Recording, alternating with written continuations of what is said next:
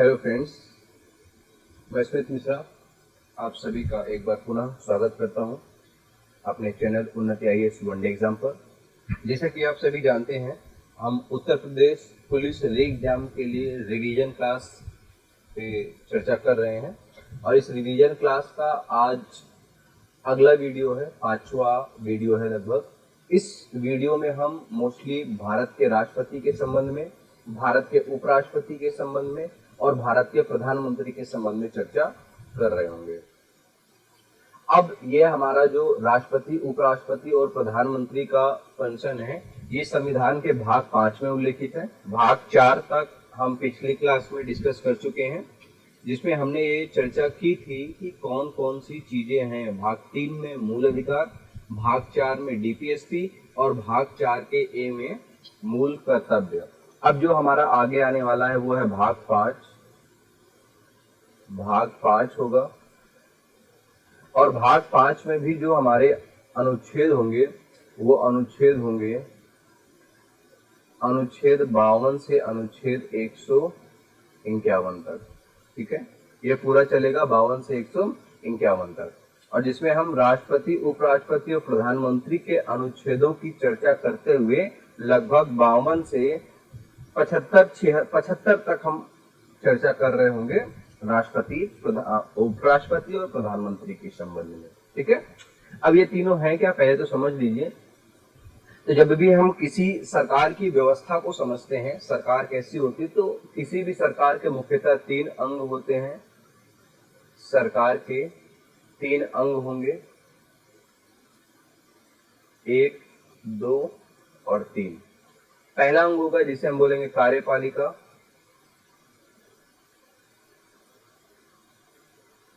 कार्यपालिका। दूसरा होगा विधायिका, तीसरा होगा न्यायपालिका।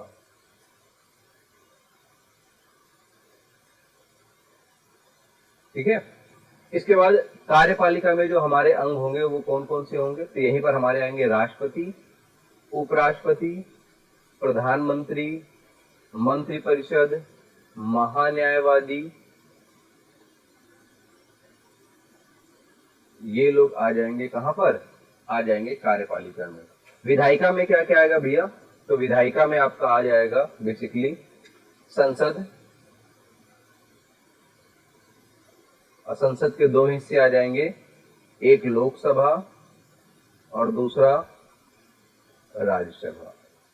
इसी तरह न्यायपालिका में भी हमारे 2 अंग आएंगे, एक तो आ जाएगा सर्वोच्च न्यायालय, जिसे हम सुप्रीम कोर्ट बोलते हैं, सर्वोच्च न्यायालय। और सर्वोच्च न्यायालय के साथ आ जाएगा आपका कैग। कैग, कैग मतलब कंप्ट्रोलर एंड ऑडिटर जनरल, जिसे हम बोलते हैं नियंत्रक एवं महालेखा परीक्षक। ये तो हमारा इनमें भी जो राष्ट्रपति होगा वो राष्ट्रपति अनुच्छेद 52 से 62 तक होगा। राष्ट्रपति की कुछ मेजर शक्तियां हैं, जैसे कार्यपालिका शक्ति, कार्यपालिका के संबंध में बहुत सारे अधिकार प्राप्त हैं। विधायी शक्तियां, विधायी शक्तियों के संबंध में राष्ट्रपति को बहुत सारे अधिकार प्राप्त हैं। इसके बाद वित्तीय शक्तियां, न्यायिक शक्तियां, सैन्य शक्तियां और आपातकालीन शक्तियां, इतने आधार पर राष्ट्रपति की शक्तियों को बांटा जा सकता है। ठीक है, इसके बाद हम आगे चलेंगे। तो अब पहला अनुच्छेद है आपका अनुच्छेद 52। तो ये याद रखना है आपको कि जो राष्ट्रपति का पद है, भारत का एक राष्ट्रपति होगा, ये बात अनुच्छेद 52 में लिखी हुई है। पद कैसा है? जो पद है भारत का, भारत के राष्ट्रपति का, वो एक तरह से संवैधानिक पद है। ये यूएसए यहाँ पे मिस्टेकली लिखा हुआ है। तो जो राष्ट्रपति का पद है वो संवैधानिक पद है। और किस प्रकार का है? तो लगभग इसको यूएसए इस वजह से लिखा गया था क्योंकि जो निर्वाचन है वो लगभग यूएसए के समान है। निर्वाचन होता है भारत के राष्ट्रपति का, और जो पावर्स हैं वो लगभग ब्रिटेन के राजा के समान है, क्योंकि लगभग नाम मात्र की पावर है भारत के राष्ट्रपति के पास। आगे आ जाइए, अनुच्छेद 53 की बात कर लेते हैं। तो अनुच्छेद 53 में लिखा गया है कि राष्ट्रपति जो होगा वो कार्यपालिका का प्रमुख होगा, और कार्यपालिका का प्रमुख होने के साथ साथ ये तीनों सेनाओं का सर्वोच्च कमांडर होगा। तीनों सेना का सर्वोच्च कमांडर भी होगा। सर्वोच्च कमांडर होगा। तो ये नाम मात्र का हेड है, कार्यपालिका का प्रमुख होता है, इसे हम संवैधानिक प्रमुख भी बोलते हैं। भारत में जो वास्तविक प्रमुख है, तो वास्तविक प्रमुख भारत में हमारे हैं राष्ट्र प्रधानमंत्री महोदय हैं, क्योंकि उनके पास सभी शक्तियां हैं, इनके पास सारी शक्तियां नहीं है। इसके बाद लोकसभा और राज्यसभा, अच्छा अगला अनुच्छेद 53 के बाद 54, जिसका मतलब है निर्वाचक मंडल, कि भारत के राष्ट्रपति के चुनाव में कौन कौन लोग भाग ले सकते हैं। तो इनके निर्वाचन की जो पूरी प्रक्रिया है या कौन कौन लोग भाग लेंगे, ये बात आयरलैंड से ली गई है। क्या बोला गया है, कौन कौन लोग भाग लेंगे, तो लोकसभा और राज्यसभा के निर्वाचित सदस्य राष्ट्रपति के चुनाव में भाग लेंगे। मतलब लोकसभा में जितने इलेक्टेड मेंबर है वो, और राष्ट्रपति के पास जितने इलेक्टेड मेंबर है वो सभी भाग लेंगे राष्ट्रपति के चुनाव में। इसके बाद सभी राज्यों की विधानसभा के सभी सदस्य, निर्वाचित सदस्य भाग लेंगे, ये भी ध्यान रखिएगा। इसके बाद दिल्ली और पुदुचेरी जो आपके नए यूटी है, एक तरह से केंद्र शासित प्रदेश हैं, इनकी विधानसभा के भी निर्वाचित सदस्य भाग लेंगे। शुरुआत में इनको अधिकार नहीं था, लेकिन 70वें संविधान संशोधन 1991 के द्वारा इनको ये अधिकार प्रदान कर दिया गया है।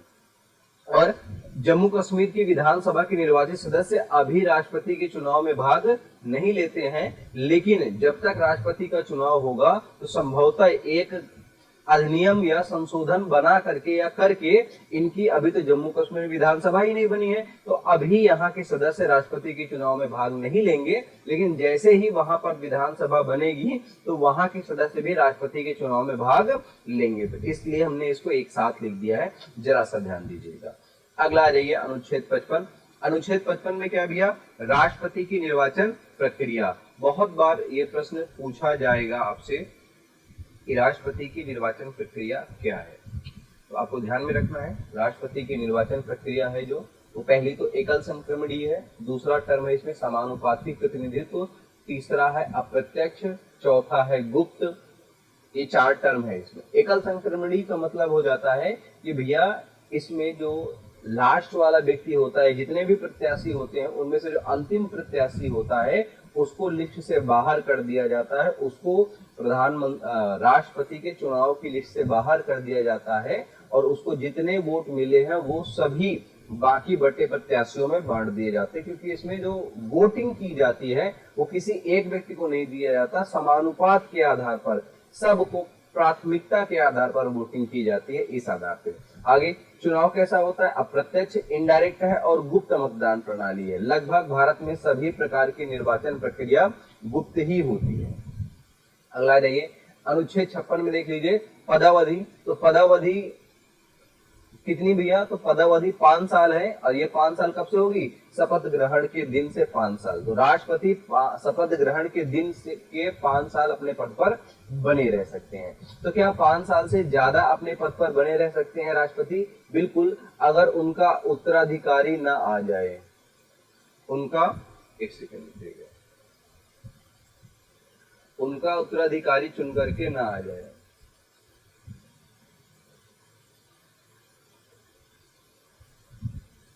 उत्तराधिकारी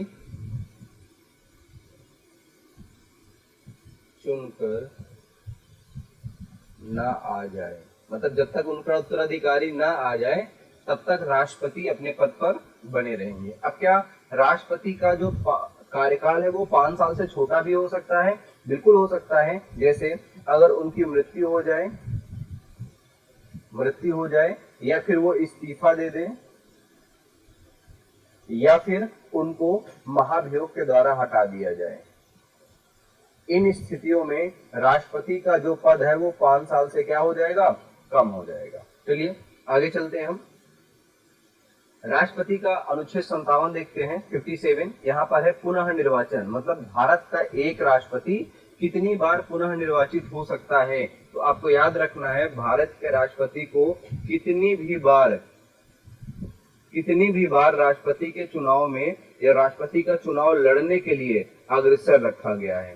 ठीक है, ये बात ध्यान में रखिएगा, कितनी भी बार वो व्यक्ति चुनाव लड़ सकता है। पुनर्निर्वाचन में ऐसा कुछ नहीं है। जबकि यूएसए में इसकी सीमा है, यूएसए में ये सीमा 2 बार की है। मतलब आप अधिकतम यूएसए में राष्ट्रपति पद के लिए केवल 2 बार ही वहां पर चुनाव लड़ सकते हैं। अगला आइए अनुच्छेद 58 में देख लीजिए। अनुच्छेद 58 में है योग्यताएं या अहर्ताएं। क्या क्या अहर्ताएं हैं? पहला, भारत का नागरिक हो। दूसरा, 35 वर्ष की आयु पूरी कर चुका हो। तीसरा, लोकसभा का सदस्य बनने की योग्यता रखता हो, सदस्य बनने की योग्यता रखता हूं। ठीक है, इतना इतना सेगमेंट आपको यहाँ पे मार्क करके रखें। अगला 59 में है वेतन, भत्ते, सेवा एवं शर्तें। क्या क्या है वेतन भैया? तो वेतन राष्ट्रपति का 5 लाख रुपए है, जो भारत की संचित निधि से दिया जाएगा, और किसी भी परिस्थिति में, यहाँ तक कि वित्तीय आपातकाल की स्थिति में भी राष्ट्रपति के वेतन में किसी प्रकार की कोई कटौती नहीं की जाएगी। इसके बाद 50% जो भत्ता मिलेगा वो क्या है भैया? एक तरह से भत्ता नहीं है, ये वेतन नहीं है, भत्ता नहीं है, ये पेंशन है। जो राष्ट्रपति को पेंशन मिलेगी वो मिलेगी लगभग कितनी? 50% पेंशन मिलेगी। ये चीज ध्यान रखिएगा सैलरी का। शर्तें कौन कौन सी हैं? राष्ट्रपति का चुनाव लड़ने के लिए कम से कम 50 प्रस्तावक चाहिए, और इनके अलावा एक्स्ट्रा में 50 अनुमोदक, मतलब कुल 100 सदस्य आपके समर्थन में होने चाहिए। कुल 100 सदस्य आपके समर्थन में होने चाहिए जो आपको राष्ट्रपति पद पर देखना चाहते हैं, और 15,000 रुपए की जमानत राशि भी आपको जमा करनी पड़ेगी राष्ट्रपति के चुनाव के लिए। अगला शपथ आ जाइए। तो राष्ट्रपति की शपथ कौन दिलाता है? तो भारत के मुख्य न्यायाधीश के द्वारा राष्ट्रपति को शपथ दिलाई जाएगी, और किसी कारण से अगर ये अनुपस्थित हैं तो जो हमारे न्यायालय के वरिष्ठ न्यायाधीश हैं, वरिष्ठ न्यायाधीश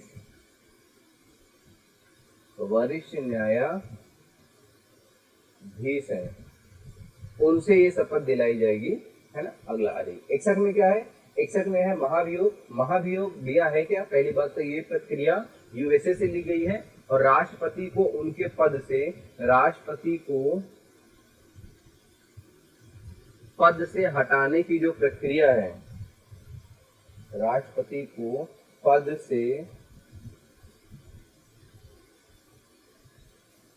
हटाने की जो प्रक्रिया है वही कहलाती है महाभियोग। तो राष्ट्रपति को पद से हटाने की प्रक्रिया है महाभियोग। कैसे लगाई जाती है भैया? जब राष्ट्रपति कदाचार एवं असमर्थता के आधार पर राष्ट्रपति पे लगाई जाएगी। और कैसे लगाई जाएगी? तो याद रखिएगा, संसद के 2/3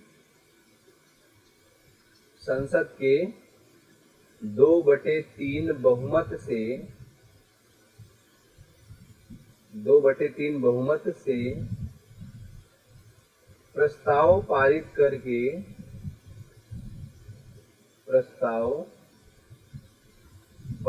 करके इनको हटाया जाएगा।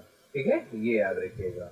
संसद मतलब लोकसभा और राज्यसभा के 2/3 बहुमत से प्रस्ताव पारित करके राष्ट्रपति को हटाया जाएगा। वैसे तो ये प्रक्रिया काफी डिटेल में होती है, लेकिन हम यहाँ डिटेल में नहीं जा रहे हैं। चलिए आगे चलते हैं। अनुच्छेद 62 क्या है? राष्ट्रपति का पद रिक्त होने पर 6 माह के अंदर चुनाव अनिवार्य है। मतलब अगर राष्ट्रपति का पद किसी कारण से रिक्त हो गया है तो 6 माह में आपको निर्वाचन या चुनाव करवाने पड़ेंगे। तो 6 माह में निर्वाचन हो जाना चाहिए, निर्वाचन आयोग की जिम्मेदारी होती है। इसके बाद राष्ट्रपति के संबंध में जो अगला आर्टिकल है आपका, वो है अनुच्छेद 72, जो राष्ट्रपति को क्षमादान की शक्तियां देता है। मतलब राष्ट्रपति किसी भी प्रकार के दंड को माफ कर सकते हैं, या तो पूर्णतया माफ कर सकते हैं, या उसकी अवधि को छोटा कर सकते हैं, या उसकी प्रकृति को छोटा कर सकते हैं, या विशेष स्थिति में रोक सकते हैं। बहुत सारी राष्ट्रपति चीजें कर सकते हैं। चलिए उसके बाद आ जाइए, भारत के राष्ट्रपति का क्रम एक बार देख लेते हैं। तो डॉक्टर राजेंद्र प्रसाद ये हमारे भारत के पहले राष्ट्रपति रहे 1950 से 1962 तक। और क्या ध्यान देना है इसमें कि भैया ये संविधान सभा के स्थायी अध्यक्ष भी थे, मतलब अध्यक्ष भी रह चुके हैं ये संविधान सभा के। और संविधान सभा के अध्यक्ष के साथ साथ भैया ये सबसे लंबा कार्यकाल इन्हीं का रहा है राष्ट्रपति के रूप में। और इनको 1962 में सबसे लंबा कार्यकाल मार्क कर लीजिए, लंबा कार्यकाल रहा है इनका। और 1962 में इनको भारत रत्न दिया गया था। 1962 में भारत रत्न प्रदान किया गया था। ये बिहार से बिलोंग करते हैं। आगे आ जाइए, इसके बाद जो हमारे राष्ट्रपति बने वो बने डॉक्टर एस राधाकृष्णन, सर्वपल्ली राधाकृष्णन है ये। 1962 से लगा के 1967 तक ये भारत के राष्ट्रपति रहे। पहले ये उपराष्ट्रपति थे, उसके बाद भारत के राष्ट्रपति बने। पहले उपराष्ट्रपति भी थे ये भारत के, ये भी आपको ध्यान में रखना है। और 1959 में इनको भारत रत्न दिया गया था। इनको 1959 में भारत रत्न दिया गया था। कई बार पूछा जा सकता है, तो इस पॉइंट को भी आप मार्क कर लीजिए। इनको 1959 में भारत रत्न प्रदान किया गया था। ठीक है, आगे आ रही है। तीसरे हैं जाकिर हुसैन।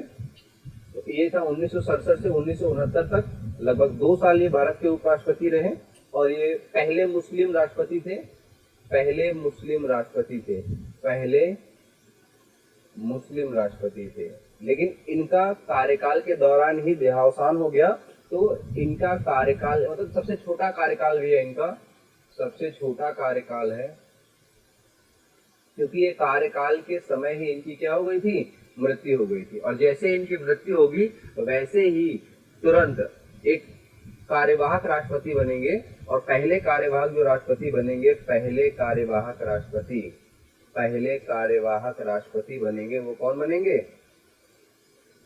पहले कार्यवाहक राष्ट्रपति बनेंगे, वो बनेंगे वीवी गिरी। इसके बाद अब होता क्या है, इस पूरी स्टोरी को जरा सा देर में मैं समझा दे रहा हूँ यहाँ आपको, बाकी मैं हटा दूंगा इसको, एक बार समझ लीजिए जरा सा। यहाँ पर होता क्या है, 1969 में जाकिर हुसैन जी की डेथ होती है। जाकिर हुसैन जी की मृत्यु होगी। और आपने संविधान पढ़ रखा है तो आपको बताया गया हो कि जैसे ही राष्ट्रपति की मृत्यु होगी तो उपराष्ट्रपति हमारे कार्यवाहक राष्ट्रपति बनेंगे। और उस समय हमारे जो उपराष्ट्रपति थे, वाइस प्रेसिडेंट थे, वो थे वीवी गिरी थे। कौन थे? वीवी गिरी थे। वीवी गिरी थे, ये कार्यवाहक राष्ट्रपति बन गए। इसी वजह से बोला जाता है भैया भारत के पहले कार्यवाहक राष्ट्रपति यही रहे, वीवी गिरी। लेकिन हुआ क्या कि वीवी गिरी जी को अगला राष्ट्रपति का चुनाव लड़ना था। वीवी गिरी को राष्ट्रपति का चुनाव लड़ना था। किसका चुनाव लड़ना था? राष्ट्रपति का। इसलिए इन्होंने उपराष्ट्रपति के पद से इस्तीफा दे दिया। तो अब राष्ट्रपति तो ऑलरेडी हमारे इनका देहावसान हो चुका था, जाकिर हुसैन। उपराष्ट्रपति वीवी गिरी है, इन्होंने इस्तीफा दे दिया है। अब हमारे जो अगले व्यक्ति बनेंगे वो बनते हैं CJI, chief justice of India. और उस समय के तत्कालीन चीफ जस्टिस ऑफ इंडिया थे न्यायमूर्ति हिदायतुल्लाह, और इनको कार्यवाहक राष्ट्रपति बनाया गया। तो सीजेआई हमारे कार्यवाहक राष्ट्रपति बनेंगे। तो 2-3 प्रकार से यहाँ प्रश्न पूछा जाएगा, आप कंफ्यूजन में मत रहिएगा। पहला, पहले कार्यवाहक राष्ट्रपति कौन है? तो वीवी गिरी है। दूसरा, वीवी गिरी ने इस्तीफा दे करके पहले एकमात्र सीजेआई जो कार्यवाहक राष्ट्रपति बने हैं भारत के, तो याद रखिएगा न्यायमूर्ति हिदायतुल्लाह। इसके बाद आगे आ जाइए। चौथे राष्ट्रपति हमारे बने वीवी गिरी बने। वीवी गिरी बने 1967 से 1969 से 1974 तक वीवी गिरी हमारे राष्ट्रपति बने। और ये उपराष्ट्रपति भी रह चुके हैं। मैंने अभी बताया आपको कि ये राष्ट्रपति भी बने और उपराष्ट्रपति भी बने। 1975 में इनको भी राष्ट्रपति भारत रत्न दिया गया था। 1975 में इनको भी भारत रत्न दिया गया था। भारत रत्न दिया गया है, ध्यान रखिएगा। तो 1975 में वीवी गिरी जी को भी भारत रत्न दिया गया था। और सबसे कम मतों से जीतने वाले, मतलब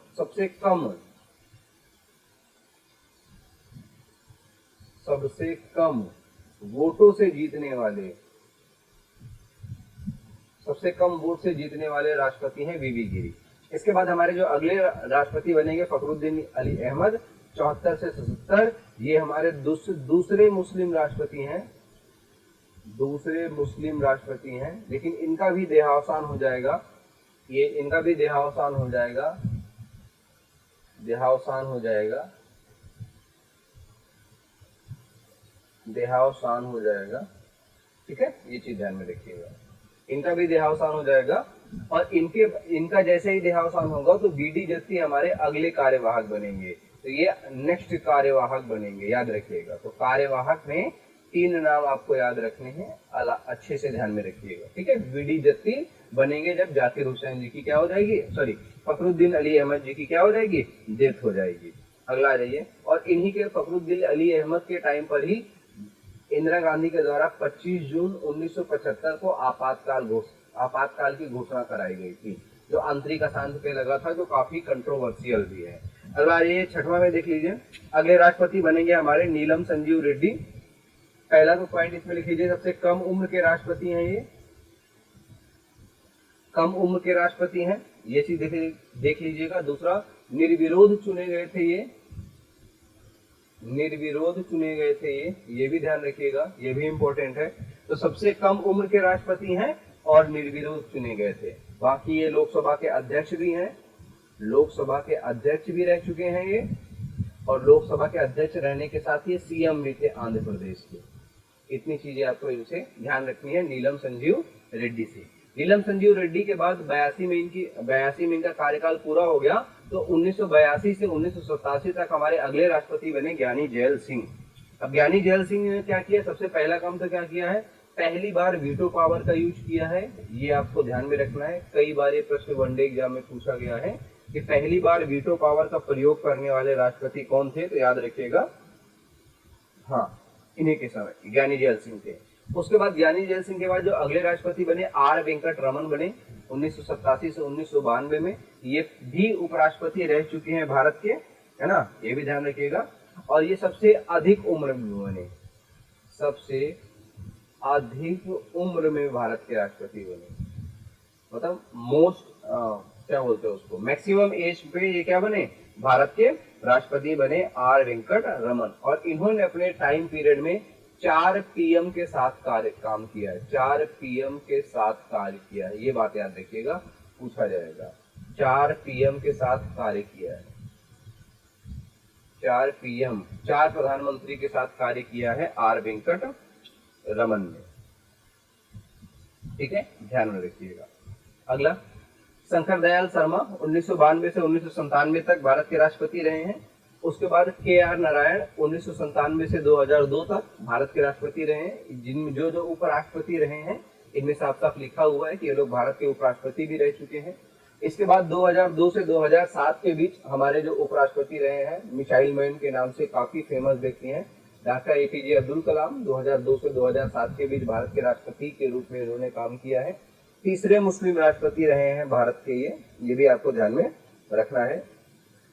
और इनको अगर पूछा जाए भारत रत्न कब दिया गया था, तो 1997 में इनको भारत रत्न मिला है, ये भी आप थोड़ा सा ध्यान रखिएगा, भारत रत्न मिला है। और इनका जो एक चीज और पूछी जाती है, इनकी बायोग्राफी पूछी जाती है, तो वो है wings of fire, wings of fire. अगर आप कभी भी अपने लाइफ में ऐसा फेलियर महसूस करें या कभी भी कुछ ऐसा महसूस करें कि आपकी लाइफ में कुछ बहुत अत्यंत गलत हो रखा है, ऐसा नहीं होना चाहिए था, आप एग्जाम में फेल होते हैं या कभी जीवन के किसी परिदृश्य में आप फेल होते हैं, तो याद रखिएगा गुलजार साहब की जीवनी, गुलजार साहब के द्वारा यूट्यूब पर जीवनी पड़ी हुई है एपीजे कलाम साहब की, ये जीवनी आप जरूर सुनिएगा। एपीजे कलाम साहब की ये जीवनी है जो पड़ी हुई है, ये जीवनी आप जरूर सुनिएगा और आपको एक नया मोटिवेशन मिलेगा और एक नई आशा की किरण मिलेगी कि कैसा एक इतना गरीब व्यक्ति जिसके पास कुछ भी नहीं था, वो कैसे अपने गुरुजनों के आशीर्वाद और उनके संघर्ष और उनके सहयोग से एक बड़ा नाम बनेंगे, है ना। वो चीज है, 2 से 7 तक ये भारत के राष्ट्रपति के रूप में काम करेंगे। आगे आ जाइए, अगले राष्ट्रपति होंगी श्रीमती प्रतिभा देवी सिंह पाटिल, 2007 से 2012 तक भारत की राष्ट्रपति रहेंगी। याद रखिएगा, पहली महिला राष्ट्रपति थी ये, फर्स्ट महिला राष्ट्रपति है ये, फर्स्ट महिला राष्ट्रपति है ये, फर्स्ट महिला राष्ट्रपति है ये। क्रम का पूछे तो याद रखिएगा ये 12वें क्रम की है, 12वें क्रम की राष्ट्रपति है। इधर क्रम आपका चल रहा है, ध्यान रखिएगा इधर से, ठीक है, क्योंकि पूछ लेता है कई बार। आगे आ जाइए, इनके बाद जो अगले राष्ट्रपति बनेंगे प्रणब मुखर्जी बनेंगे 2012 से 2017 तक। इसके बाद अगले राष्ट्रपति रामनाथ कोविंद, दलित राष्ट्रपति थे, 2017 से 2022 तक बनेंगे। और इसके बाद जो हमारी वर्तमान राष्ट्रपति हैं श्रीमती द्रौपदी मुर्मू, 2022 से 2027 तक इनका कार्यकाल रहेगा। और ये आदिवासी समुदाय से हैं, ये चीज आपको ध्यान में रखना है, आदिवासी समुदाय से है, ये आदिवासी समुदाय से है। और भारत की भारत की दूसरी भारत की दूसरी महिला एक तरह से ये राष्ट्रपति हैं, इस पर भी आप ध्यान रखिएगा। पहली अनुसूचित जनजाति या आदिवासी समुदाय के राष्ट्रपति हैं, ये चीज आपको ध्यान में रखना। चलिए आगे, कार्यवाहक राष्ट्रपति मैंने समय समय पे आपको बता ही दिया है किस समय कौन राष्ट्रपति बनेंगे। अगला, कार्यपालिका शक्ति में राष्ट्रपति किनकी अपॉइंटमेंट करता है, वो बात आप ध्यान में रख लीजिए। एक बार मैंने आपको एक बार बताया था कि ऐसे भारत के राष्ट्रपति कई सारे लोगों को अपॉइंटमेंट देते हैं। जैसे पहला नाम, बहुत बड़ा नाम है प्रधानमंत्री।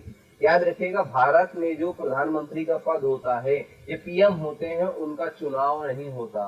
प्रधानमंत्री का चुनाव नहीं होता है, प्रधानमंत्री की नियुक्ति होती है। ये प्रश्न बहुत बार पूछा गया है और हर बार बच्चे गलत करते हैं। आप ये प्रश्न गलत नहीं करेंगे, ध्यान रखिएगा। तो आप क्या मार्क करेंगे बेटा कि प्रधानमंत्री की क्या होती है भैया, नियुक्ति होती है। क्या होती है, नियुक्ति होती है, ध्यान रखिएगा। तो प्रधानमंत्री की नियुक्ति होती है किसके द्वारा, राष्ट्रपति के द्वारा। और किसी का अपॉइंटमेंट करते हैं ये, उपराष्ट्रपति का, राज्यपाल का, सुप्रीम कोर्ट के मुख्य न्यायाधीश और अन्य न्यायाधीशों की, हाई कोर्ट के मुख्य न्यायाधीश और अन्य न्यायाधीशों की, कैग नियंत्रक एवं महालेखा परीक्षक, महान्यायवादी और मंत्री परिषद की अपॉइंटमेंट भी राष्ट्रपति के द्वारा की जाती है। ओबीसी आयोग, एससी आयोग, एसटी आयोग, महिला आयोग, इन सब के अध्यक्ष का अपॉइंटमेंट भी राष्ट्रपति के द्वारा किया जाता है। एक सेकंड रुकिएगा। महिला आयोग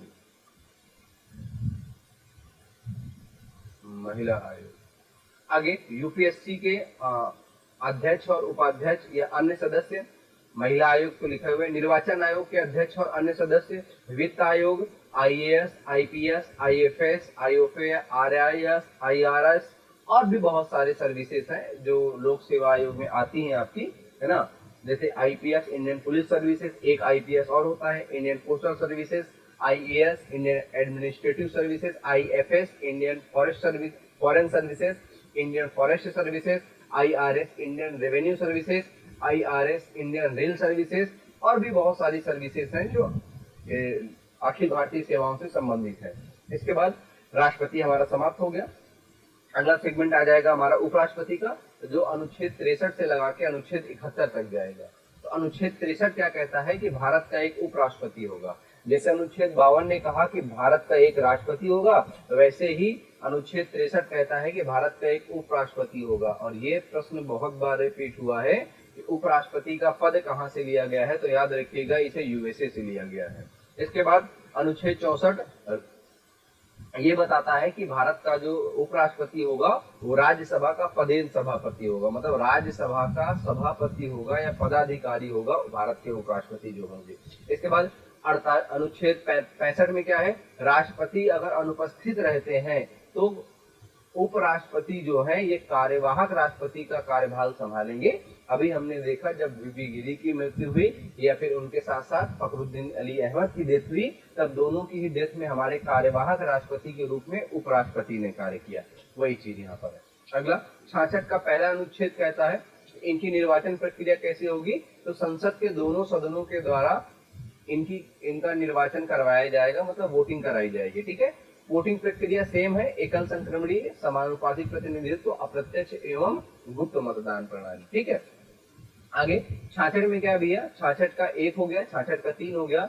उपराष्ट्रपति की योग्यताएं, तो पहली योग्यता क्या है, भारत का नागरिक हो। दूसरी, 35 वर्ष की उम्र पूरी कर चुका हो। तीसरी, राज्यसभा का सदस्य बनने की योग्यता रखता हो। और चौथी, लाभ के पद पर ना हो। अच्छा, एक चीज बहुत इंपॉर्टेंट है, मार्क कर लीजिए, भारत के किसी भी संवैधानिक पद पर बने रहने के लिए नागरिक होना आवश्यक है, बट जन्म से नागरिक होना आवश्यक नहीं है। तो अगर ऐसा कभी प्रश्न आपसे पूछा जाए कि क्या किसी भी संवैधानिक पद के लिए भारत में जन्म से नागरिक होना आवश्यक है, वो स्टेटमेंट स्वतः में गलत हो जाएगा। शर्तें क्या क्या शर्तें हैं उपराष्ट्रपति के लिए, कि अगर कोई व्यक्ति उपराष्ट्रपति का चुनाव लड़ना चाहता है तो उसको 20 अनुमोदक और 20 प्रस्तावक की आवश्यकता पड़ेगी और 15,000 रुपए की जमानत राशि भी उसको देनी पड़ेगी निर्वाचन आयोग को। जो अगर 1/6 मतलब कुल वैध मतों का 1/6 वोट नहीं मिलते हैं तब ऐसी कंडीशन में जमानत राहत स्वतः क्या हो जाती है, जब्त हो जाती है। आगे देखिए अनुच्छेद 67 में क्या है, पदावधि है, 5 साल रहेंगे ये, बाकी क्या 5 साल से ज्यादा रह सकते हैं, बिल्कुल, जब तक इनके पदा मतलब इनका जो एक तरह से, हाँ 5 साल से ज्यादा रह सकते हैं बिल्कुल, जब तक इनका उत्तराधिकारी ना आ जाए, उत्तराधिकारी ना आ जाए, मतलब उत्तराधिकारी नहीं आएगा तब तक ये पद पे रहेंगे। क्या 5 साल से कम रह सकते हैं, बिल्कुल, मृत्यु, इस्तीफा या इनको हटाया जाए, 3 चीजें हैं, ठीक है। तो इससे इनका कार्यकाल 5 साल से छोटा भी हो सकता है। उपराष्ट्रपति को हटाया कैसे जाता है, तो राज्यसभा के साधारण बहुमत से हटाया जाएगा, ये ध्यान रखिएगा। और लोकसभा केवल क्या कर दे, प्रस्ताव पर सहमति दे दे, तो राज्यसभा के जो सभापति हैं माननीय उपराष्ट्रपति जी, इनको हटा दिया जाएगा। एक नोट है जो आपके लिए बहुत इंपॉर्टेंट है, कई बार ये प्रश्न पूछा जाता है, मतलब किसी भी सदन अपने पास 4 हैं, एक है हमारे पास लोकसभा, एक है हमारे पास राज्यसभा, एक है हमारे पास विधानसभा और एक है हमारे पास विधान परिषद। इन चारों सदनों के किसी भी पदाधिकारी को अगर आप हटाना चाहते हैं, चारों में से किसी के भी पदाधिकारी को, तो उसी सदन के साधारण बहुमत से प्रस्ताव पारित करके हटाया जा सकता है। लोकसभा, राज्यसभा, विधानसभा और विधान परिषद, अगर इनके पदाधिकारियों को हटाना है तो इन्हीं सदनों के साधारण बहुमत से हटाया जाएगा। अनुच्छेद 68 क्या कहता है, उपराष्ट्रपति का अगर पद रिक्त होने पर जो नियुक्ति होगी, अपॉइंटमेंट होगा, वो शीघ्र अतिशीघ्र होगी। मतलब अगर मान लीजिए उपराष्ट्रपति का पद खाली है तो और जो नियुक्ति है वो बहुत जल्द होगी, ये बात आपको ध्यान में रखना है अनुच्छेद 68 के तहत। अगला क्या है, कार्यवाहक उपराष्ट्रपति का पद, यहाँ पे कोई प्रावधान नहीं है, मतलब अगर उपराष्ट्रपति का पद खाली हो गया है तो जितनी जल्दी हो सकती है चुनाव आप करवा लीजिए, क्योंकि कार्यवाहक उपराष्ट्रपति का कोई कार्यभार नहीं है। मतलब अच्छा, तो फिर आपको लगेगा भैया ये बता दीजिए कि जब उपराष्ट्रपति का पद रिक्त हो जाएगा तो उपराष्ट्रपति का काम कौन करेगा, क्योंकि ये तो राज्यसभा का सभापति होता है ना, इसकी जगह पे राज्यसभा का उपसभापति वहां का काम देखेगा, बट कार्यवाहक उपराष्ट्रपति का कोई प्रावधान नहीं है, ध्यान रखिएगा। आर्टिकल 69 में क्या है, शपथ है, राष्ट्रपति के द्वारा दिलाई जाएगी और ये अपना इस्तीफा भी किसको देंगे, राष्ट्रपति को देंगे। एक प्रश्न पूछा जाएगा, उपराष्ट्रपति की शपथ का प्रारूप कहाँ है, तो ये अनुच्छेद 69 में है, ध्यान रखिएगा, प्रारूप अनुच्छेद 69 में। अगला अनुच्छेद 70, राष्ट्रपति के कार्यों का निर्वहन, मतलब अगर राष्ट्रपति कोई भी अपने कार्य संबोधित करके उपराष्ट्रपति को बोल देता है तो उपराष्ट्रपति के द्वारा वो कार्य करवाए जाएंगे। अगला आर्टिकल 71, राष्ट्रपति और उपराष्ट्रपति के निर्वाचन संबंधी मामले सुप्रीम कोर्ट के द्वारा देखे जाएंगे, ये बात लिखा हुआ है अनुच्छेद 71 में। वेतन कितना मिलेगा, वेतन मिलेगा भैया 4 लाख रुपए और 50% पेंशन, 50% क्या मिलेगी, पेंशन मिलेगी। तो 4 लाख रुपए का वेतन है और 50% क्या है, पेंशन है, और ये वेतन और भत्ते इनके लिखे हुए अनुच्छेद 97 में, क्योंकि अनुच्छेद 97 में लिखा हुआ है सभी चारों राज्यसभा और लोकसभा के पदाधिकारियों के वेतन एवं भत्ते, वेतन एवं भत्ते। तो उपराष्ट्रपति वैसे भी राज्यसभा का पदाधिकारी होता है, इस वजह से ये यहाँ पे लिखा हुआ है। आगे लिस्ट देख लीजिए कौन कौन से उपराष्ट्रपति भारत के रहे हैं। तो भारत के पहले उपराष्ट्रपति रहे हैं सर्वपल्ली राधाकृष्णन, जो 1952 से 1962 तक लगभग 10 साल भारत के राष्ट्रपति के पद पर रहेंगे। इसके बाद अगले राष्ट्रपति बनेंगे जाकिर हुसैन, 1952 से 1967 तक, 5 साल ये भी रहेंगे। इसके बाद वीवी गिरी 1967 से 1969 तक, ये इन्होंने राष्ट्रपति का चुनाव लड़ने के लिए इस्तीफा दे दिया था। इसके बाद अगले उपराष्ट्रपति हमारे पास बनेंगे गोपाल स्वरूप पाठक, 1969 से 1974। इसके बाद अगले उपराष्ट्रपति बीडी जत्ती 1974 से 1979। इसके बाद मोहम्मद हिदायतुल्लाह 1979 से 1984। उसके बाद आर वेंकट रमन 1984 से 1987, शंकर दयाल शर्मा 87 से 92, के आर नारायण 92 से 97, कृष्णकांत 97 से 2002, भैरव सिंह शेखावत 2002 से 2007, हामिद अंसारी 2007 से 2017, एम वेंकैया नायडू 2017 से 2022 और जगदीप धनखड़ जी 2022 से अब तक। कब तक है भैया, अब तक। अभी भी आपके उपराष्ट्रपति जगदीप धनखड़ जी हैं। आगे रहिए। अब ये हो गया आपका उपराष्ट्रपति भी हो गया। इसके साथ साथ आपको अनुच्छेद 74 भी मार्क कर लेना है। 74 क्या है, तो यहाँ पर है मंत्री परिषद का गठन। क्या भैया, मंत्री परिषद के गठन की बात की गई है अनुच्छेद 74 में। अब बोला गया है कि जो हमारा पीएम है वो मंत्री परिषद का ये क्या होता है, मुखिया होता है। तो मंत्री परिषद का मुखिया कौन हो जाएगा, हो जाएगा कौन, प्रधानमंत्री। ठीक है, ये बात आपको ध्यान में रखनी है। तो मंत्री परिषद का गठन और उसका मुखिया कौन है, प्रधानमंत्री। कितने प्रकार के मंत्री होते हैं, तो एक कैबिनेट मंत्री होते हैं, कैबिनेट मंत्री होते हैं, एक राज्य मंत्री होते हैं और एक राज्य मंत्री स्वतंत्र प्रभार वाले होते हैं, स्वतंत्र प्रभार वाले होते हैं। इतने प्रकार के मंत्री होते हैं जो पीएम के साथ अपनी शपथ ग्रहण करते हैं मंत्री के रूप में। ठीक है, और इनका जो मैक्सिमम नंबर है वो कितना होना चाहिए, तो टोटल सदन के 15% से अधिक नहीं होना चाहिए। ये बात भी आपको ध्यान में रखना है, अधिक नहीं होना चाहिए, मतलब टोटल का 15%, इससे ज्यादा नहीं होना चाहिए मंत्रिपरिषद में। इस चीज को आपको ध्यान में रख लेना। अगला प्रधानमंत्री आ जाएंगे इसके बाद। तो प्रधानमंत्री शुरू करते हैं। इनका उल्लेख हमारे संविधान के अनुच्छेद 75 में दिया गया है कि प्रधानमंत्री की नियुक्ति होगी किसके द्वारा, राष्ट्रपति के द्वारा। इनका कार्यकाल तो मोस्टली 5 साल होता है, लेकिन 5 साल से ज्यादा भी हो सकता है। अगर आपातकाल के समय लोकसभा का कार्यकाल ही बढ़ जाए तो इनका भी कार्यकाल 5 साल से ज्यादा बढ़ जाएगा। बट इनका कार्यकाल 5 साल से कम भी हो सकता है अगर इनकी मृत्यु हो जाए, या ये त्यागपत्र दे दें, या फिर लोकसभा में अपना बहुमत खो दें। तीनों ही कंडीशन में इनका कार्यकाल 5 साल से छोटा रह सकता है। अगला पीएम जो है वो मंत्रिपरिषद का प्रमुख होता है और मंत्रिपरिषद का नियुक्ति भी पीएम की सलाह पर राष्ट्रपति करते हैं। मैंने अभी पीछे बताया था कि मंत्रिपरिषद की नियुक्ति किसके द्वारा की जाती है, राष्ट्रपति के द्वारा, बट किसकी सलाह पर, पीएम की सलाह पर। अगले योग्यता, तो योग्यता जो है प्रधानमंत्री है ये लोकसभा से भी हो सकते हैं और राज्यसभा से भी हो सकते हैं। तो भैया 2 चीजें होनी चाहिए। पहला तो ये भारत के नागरिक हो, पहला नागरिक हो। दूसरा, अगर लोकसभा से जाना चाहते हैं तो मिनिमम 25 साल और राज्यसभा से जाना चाहते हैं तो मिनिमम 30 साल की उम्र होना चाहिए।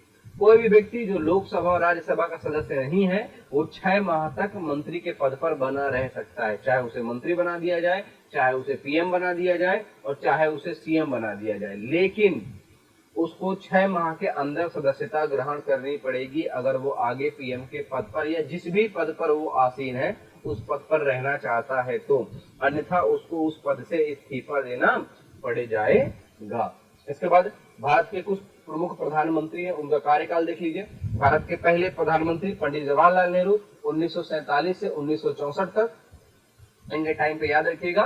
पहले उप प्रधानमंत्री थे सरदार वल्लभ भाई पटेल और इनकी मृत्यु के समय जो पहले कार्यवाहक प्रधानमंत्री थे गुलजारी लाल नंदा। इसके बाद जो हमारे लाल बहादुर शास्त्री बने 1964 से 66 इसी समय। अच्छा एक चीज और, आपको तो ये बातें तो वैसे भी पता होंगी कि 1962 में चीन के साथ हमने युद्ध लड़ा, कई बार पूछ लेता है, तो ये चीज ध्यान में रखिएगा। और 1965 का युद्ध हमने लाल बहादुर शास्त्री के साथ लड़ा, मतलब इनके कार्यकाल में लड़ा।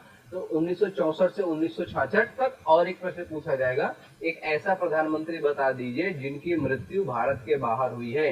तो कजाकिस्तान की राजधानी ताशकंद में हमारे जो दूसरी प्रधानमंत्री थे माननीय श्री लाल बहादुर शास्त्री जी, इनका देहावसान ताशकंद में हुआ था जो कजाकिस्तान की राजधानी है। इनकी मृत्यु पर भी कार्यवाहक जो प्रधानमंत्री बने थे वो बने थे गुलजारी लाल नंदा। बाय डिफॉल्ट हमारे संविधान में न तो उप प्रधानमंत्री का कोई स्थान है, कोई जिक्र है, और ना ही कार्यवाहक प्रधानमंत्री का कोई स्थान है, लेकिन ये एक ऐसा पद है जिसे आप बना करके काम चला सकते हैं, मतलब सरकार बना देती है काम चलने के लिए। इसके बाद अगले प्रधानमंत्री हमारे बनेंगे इंदिरा गांधी, जिनका कार्यकाल 1966 से 77 तक रहेगा। इनमें भी हम 3 प्रकार से इनको बांट सकते हैं। 66 से 67 तक तो वो उसी समय बन जाएंगी जिस समय शास्त्री जी की मृत्यु हो गई, तो शास्त्री जी के बाद इनको भारत का प्रधानमंत्री बना दिया गया। चुनाव नहीं लड़ा था तो ये राज्यसभा से थी और पहली महिला पीएम नहीं है, जो भारत की पहली महिला पीएम बनी इंदिरा गांधी। इसके बाद 1967 से 1971 तक का टाइम पीरियड था इनका जब इन्होंने चुनाव लड़ा। सीटें इनको ज्यादा नहीं मिली, बहुमत नहीं था, सामान्य बहुमत था, इस वजह से इनका कार्यकाल कुछ ठीक ठाक नहीं चल पाया। जो सबसे जटिल कार्यकाल है, जो सबसे अच्छा कार्यकाल माना जाता है इंदिरा गांधी का, वो है 1971 से 77। इसमें इनको गरीबी बचाओ के आधार पर इनको जो है ठीक ठाक बहुमत मिल गया था, और इस आधार पर भैया इनको प्रचंड बहुमत मिला, और इन्होंने बहुत सारे ऐसे काम किए, जैसे सिक्किम को भारत का हिस्सा बनाया, और भी बहुत सारे ऐसे काम हैं जो अभी ऐसे नॉर्मली नहीं बताए जा सकते। लाइक बहुत सारे संशोधन किए, कहा जाता है 6-7 सालों में इन्होंने लगभग 18 संशोधन कर डाले, है ना, और परमाणु परीक्षण करवा दिया इन्होंने। बहुत सारे काम इनके द्वारा किए गए हैं। वो हम आगे सिक्किम को भारत का हिस्सा बना दिया, है ना, आपातकाल लगवा दिया, सबसे बड़ा संविधान संशोधन अपने टाइम पे करा दिया। ये सारी चीजें आपको ध्यान में रखनी है। इसके बाद इंदिरा गांधी के बाद जो अगले प्रधानमंत्री बने, इस समय जनता पार्टी की पहली बार 77 में पहली बार जनता पार्टी की सरकार बनी। ध्यान में रखिएगा, पहली बार जनता पार्टी की सरकार बनी 1977 से 1979 तक। जो ये प्रधानमंत्री थे वो मोरारजी देसाई थे, गैर कांग्रेसी थे, इनको भारत रत्न भी मिल चुका है। दोनों चीजों को ध्यान में रखिएगा, ठीक है। और इनको जो है मोरारजी देसाई को भारत का सर्वोच्च सम्मान, भारत का सर्वोच्च सम्मान भारत रत्न है, तो वो तो मिला ही हुआ है। इसके साथ इनको पाकिस्तान का सर्वोच्च सम्मान निशाने पाकिस्तान भी दिया गया है, ये भी ध्यान रखिएगा। अगला चौधरी चरण सिंह अगले प्रधानमंत्री बनेंगे 1979 से 1980 तक, केवल 1 साल के लिए प्रधानमंत्री रहेंगे। इसके बाद जनता पार्टी की सरकार अपना बहुमत खो देगी, और बहुमत खो देने से इन सभी को इस्तीफा देना पड़ेगा, और फिर से एक बार 1980 में पुनः चुनाव होंगे भारत में, और उस चुनाव में फिर से एक बार कांग्रेस की सरकार बनेगी 1980 से 1984 तक। प्रधानमंत्री फिर से हमारी माननीय श्रीमती इंदिरा गांधी जी बनेंगी। और इसके बाद इन्होंने अपने उस टाइम पीरियड में 2 बड़े काम किए हैं।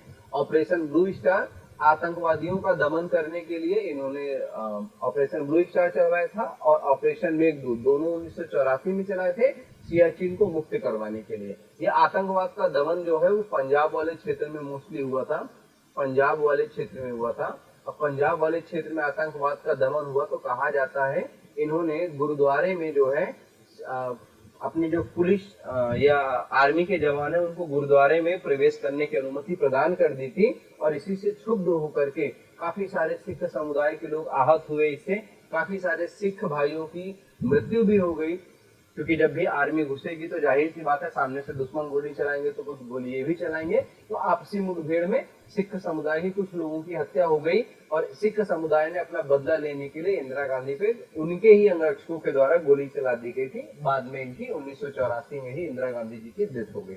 उसके बाद इंदिरा गांधी जी के बाद फिर से 1984 में ही अगले राष्ट्रपति बने राजीव गांधी।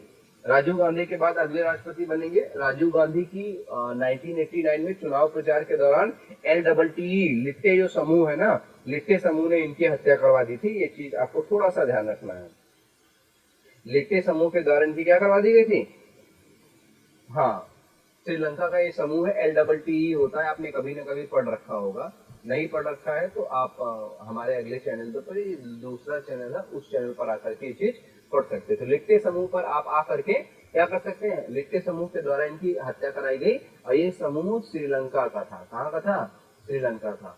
अच्छा, इस समूह का दमन करने के लिए हमने भी एक ऑपरेशन चलाया था, सरकार ने ऑपरेशन पवन चलाया था, तो पूछा जा सकता है, ध्यान में रखिएगा। इसके बाद 8वें प्रधानमंत्री बने विश्वनाथ प्रताप सिंह। इन्हीं के समय ओबीसी को आरक्षण दिया गया। उसके बाद अगले प्रधानमंत्री बने एस चंद्रशेखर। ये ध्यान रखिएगा, गठबंधन की सरकार थी इनकी, जब चंद्रशेखर यहाँ पे सरकार बनाए गए तो ये गठबंधन की सरकार थी 90-91 में। उसके बाद 90-91 के बाद 91 और 96 तक बने नरसिंह राव, जो कांग्रेस से प्रधानमंत्री बनेंगे। और इनके टाइम पर जो मोरारजी देसाई थे मनमोहन सिंह जी थे, वो यहाँ के प्रधानमंत्री वो थे, क्या बोलते हैं, वित्त मंत्री बनाए गए थे, माफी चाहता हूँ। उसके बाद इन्होंने दो पॉलिसी लागू कराई, लुक ईस्ट पॉलिसी और लुक वेस्ट पॉलिसी। और इसी के साथ साथ 1991 में जब आर्थिक मंदी, तो यहाँ पर इन्होंने LPG का कंसर्न दिया, लिबरलाइजेशन, प्राइवेटाइजेशन और ग्लोबलाइजेशन का कॉन्सेप्ट भी इनके ही द्वारा दिया गया था, ये भी ध्यान रखिएगा। इसके बाद अगले प्रधानमंत्री बने एच.डी. देवगौड़ा 1996 से 1997 में। उसके बाद इंद्र कुमार गुजराल 1997 से 1998 एक साल प्रधानमंत्री बने। उसके बाद अगले प्रधानमंत्री बने अटल बिहारी वाजपेयी 1999 से 2004 के बीच में। इसके बीच में एक घटना और घट रही है आपकी, अटल बिहारी वाजपेयी जब राष्ट्र बन रहे हैं तब उसके पहले जो सरकार थी कुछ समय के लिए अटल बिहारी वाजपेयी को प्रधानमंत्री बनाया गया, लेकिन कहा जाता है कि अविश्वास प्रस्ताव आने से अटल बिहारी वाजपेयी की सरकार एक वोट से गिर गई थी राज्यसभा में, सॉरी लोकसभा में, इस कारण से इनकी सरकार गिरी थी। तो दोबारा जब इलेक्शन हुए तो फिर से इनकी सरकार बन गई। अच्छा, अब क्या क्या इनके बारे में, लाहौर जाने वाले पहले पीएम अटल बिहारी वाजपेयी थे। ऑपरेशन विजय चलाया, कारगिल वॉर सभी को याद होगा, 1999 का कारगिल युद्ध जो भारत के द्वारा जीता गया था, कारगिल युद्ध भारत के द्वारा जीता गया था, तो कारगिल युद्ध सभी को याद होगा। तो ऑपरेशन विजय इसी उपलक्ष्य में चलाया गया था। स्वर्णिम चतुर्भुज योजना, 4 बड़े नगर दिल्ली, मुंबई, चेन्नई और कलकत्ता, इन 4 बड़े महानगरों को जोड़ने के लिए स्वर्णिम चतुर्भुज योजना चलाई गई। इस बात को भी आपको ध्यान में रखना है। इसके बाद अगले जो प्रधानमंत्री बने 14वें नंबर के 2004 से 2014 के बीच जो अगले प्रधानमंत्री बने वो है मनमोहन सिंह। अभी इनके बारे में काफी सारी चीजें हैं क्योंकि वर्तमान मतलब अभी से जो प्रधानमंत्री हैं इनके जस्ट पहले थे, तो इस बारे में आपको थोड़ी बहुत जानकारी होनी चाहिए। जैसे वर्ल्ड बैंक के पहले भारतीय सलाहकार सदस्य थे, आरबीआई के गवर्नर रहे हैं। इन्हें एक्सीडेंटल पीएम कहा जाता है क्योंकि उस समय कांग्रेस के परिवार में कई सारे लोगों की पीएम पर रहते हुए हत्या हो चुकी थी। इस वजह से कांग्रेस जब यहाँ पर चुनाव जीतेगी तो कांग्रेस अपना कोई प्रधानमंत्री, अपने परिवार से कोई प्रधानमंत्री नहीं बनाएगी, डॉक्टर मनमोहन सिंह जी को बनाया जाएगा। इनके ही समय पर सूचना का अधिकार अधिनियम 2005 पारित हुआ, आरटीई पारित हुआ, राइट टू एजुकेशन एक्ट 2009 पारित हुआ, मनरेगा पारित हुआ जिसमें 100 दिन के कामकाज की पूरी गारंटी दी जाती है, वो भी इनके समय पारित हुआ। 2008 का वैश्विक मंदी भी इनके टाइम पर आया जहां पर कहा जाता है भारत का सोना गिरवी रख करके हमें इस मंदी से बाहर किया गया। और महिलाओं का घरेलू हिंसा संरक्षण अधिनियम 2005 ये भी इनके समय ही पारित किया गया। इसके बाद जो हमारे वर्तमान प्रधानमंत्री हैं 2014 से 2024 तक रहे हैं, अभी 2024 का चुनाव हुआ है और फिर से ये प्रधानमंत्री बन चुके हैं। नेक्स्ट पीएम भी यही बने हैं, भारत के नेक्स्ट पीएम भी यही बने हैं। इसका अर्थ ये हो गया कि आने वाले अगले 5 वर्षों तक भारत के प्रधानमंत्री श्री नरेंद्र दामोदर दास मोदी जी रहेंगे। पहले टाइम बीजेपी को स्पष्ट बहुमत मिला पूरे सेगमेंट में, उसके बाद 13 वर्ष तक ये गुजरात के सीएम भी रह चुके हैं और भी इनके बारे में बहुत सारी जानकारियां हैं जो हम अब बाद में डिस्कस करेंगे, अब यहाँ तक नहीं। ठीक है, ये आपके प्रधानमंत्री जी के बारे में, मतलब इन्होंने लगभग अपने जीवन काल में 99 से संशोधन किए हैं, 99 से 106 तक के संशोधन किए हैं। चाहे तो आप मार्क कर सकते हैं ये सारे संशोधन। 99वां संशोधन एनजेसी से था, 100वां भूमि अधिग्रहण से है, बांग्लादेश को भूमि देने से, 101 में जीएसटी है, 102 में ओबीसी आयोग है, 103 में आपका ईडब्ल्यूएस के लिए आरक्षण है, 104 में आरक्षण की अवधि बढ़ाई गई, 105 में ओबीसी का निर्धारण, ओबीसी जातियों को निर्धारण राज्य सरकार को सौंपा गया, 106 में नारी बंधन योजना जहां पर महिलाओं को 33% आरक्षण की बात की गई है लोकसभा और विधानसभा में। तो ये इनके द्वारा किए गए एक तरह से संशोधन है। ठीक है, तो ये हमारा हो गया, आज राष्ट्रपति हो गया, उपराष्ट्रपति हो गया और प्रधानमंत्री। इन तीनों के बारे में हमने विस्तृत चर्चा कर ली है। अब आपको डेली जो क्लास है, लाइव क्लास आपको शाम को 8 बजे मिलेगी। डेली क्लास हमारी मिल रही है। अगर आपको कोई डाउट है तो आप सीधे हमसे पूछ सकते हैं कमेंट में लिख करके। कमेंट में आप अपना डाउट हमें भेज सकते हैं। और ये जो चीजें आप पढ़ रहे हैं इनके नोट्स और ये जो लिखा हुआ, एक तो सादा नोट्स और एक ये लिखा हुआ नोट्स, दोनों आपको हमारे टेलीग्राम चैनल पे मिल जाएंगे। ठीक है, तो आप प्लीज सभी लोग टेलीग्राम चैनल ज्वाइन कर लीजिए, वहां पर आपको ये सारे नोट्स आपको वहीं पर उपलब्ध हो जाएंगे। चलिए आज के लिए बस इतना ही, चलते हैं। आप सभी का धन्यवाद। जय हिंद।